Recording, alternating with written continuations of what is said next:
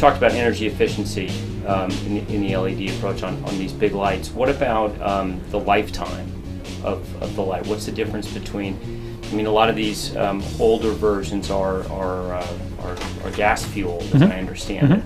What's the lifetime difference? So traditional incumbent technologies are typically high pressure sodium lighting, gas discharge sources, ceramic metal halide, and other metal halide lamps.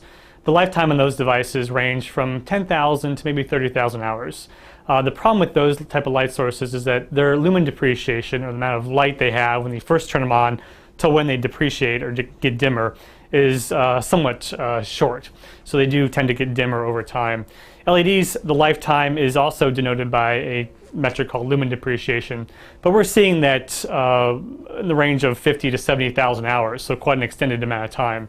With LEDs, we tend to see, when they're first adopted, a lot of cool white light sources being used. And the advantage there, again, is they're efficient. Okay, that's why they use them. But when you come to the dark sky people, with the bluer the light, the shorter wavelength, you get more scattering within the atmosphere. And that can cause some level of sky glow. But with LEDs, because they are directional, we can actually put light exactly where we need it, reduce some of the scattering in the night sky, and therefore reduce a lot of the reflections. As we move now towards warmer light sources for outdoor lighting, that becomes less of a problem because there is less scattering in the atmosphere. But I think even today with the incumbent technologies, the way lighting is applied in roadway conditions, they're trying to maximize the pole spacings and using these more scattering type of optics, which can cause problems.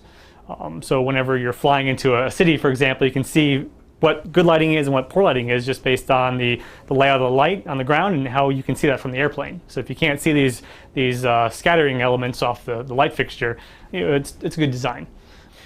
We do see, again, based on these results from U.S. Department of Energy, the Illumination Engineering Society have done case studies to show how well the fixture is used, how survey the residents and the people there in the environment, how does the light look, is it agreeable to what you're used to. And those have all shown very favorably with LED technology. So I think that, coupled with obviously satisfaction surveys and the really looking at the energy usage and performance, all look very nice.